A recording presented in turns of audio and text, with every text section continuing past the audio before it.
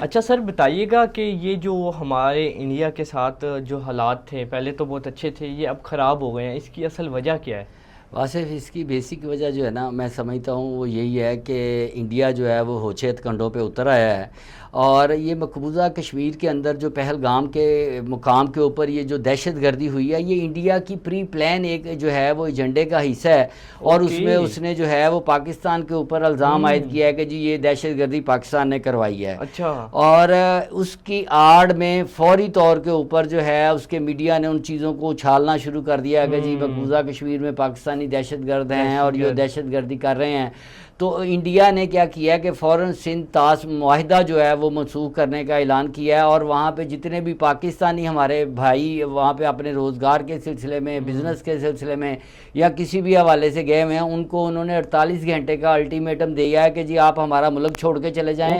اور اس کے ساتھ ساتھ ہمارے جو امبیسی کے وہاں پہ لوگ ہیں ان کو بھی 1 ہفتے کے اندر وہاں سے انڈیا چھوڑنے کا حکم دے دیا ہے۔ اور میں یہ سمجھتا ہوں کہ یہ انڈیا خواب غفلت میں پڑا ہوا ہے، پاکستانی عوام جو ہے وہ پاکستانی آرمی کے شانہ بشانہ کھڑی ہوئی ہے، اور انڈیا کو میسیج دینا چاہتے ہیں کہ انشاءاللہ تمہاری اینٹ سے اینٹ بجا کے رکھ دیں گے اگر تم اپنے جو ہے وہ اس زوم میں ہو کہ پاکستان ایک چھوٹا ملک ہے یا ہمارے پاس وسائل بڑے ہیں۔ اگر تمہارے پاس وسائل ہیں تو ہمارے پاس وہ جذبہ ایمانی مضبوط جو ہے نا وہ ہمارے پاس موجود ہے، جس سے ہم انشاءاللہ لڑیں گے اور تمہیں تباہ و برباد کر کے رکھ دیں گے۔ یہ بات ضرور یاد رکھنا کہ اگر تم سمجھتے ہو کہ ہمارے دریائے جہلم اور چناب کا پانی بند کر کے تم ہمیں جو ہے نا وہ پریشان کر سکتے ہو، تو اس کے لیے ہم جو ہے وہ انشاءاللہ انٹرنیشنل دروازے جو ہیں وہ بھی کھٹکھٹائیں گے، اور انٹرنیشنلی طور پہ ہم تمہارے اوپر پریشر بلڈ کریں گے۔ تم کسی صورت میں ہمارے جو ہے وہ دریاؤں کا پانی نہیں روک سکتے، یہ سندھ طاس معاہدے کی خلاف ورزی کرو گے،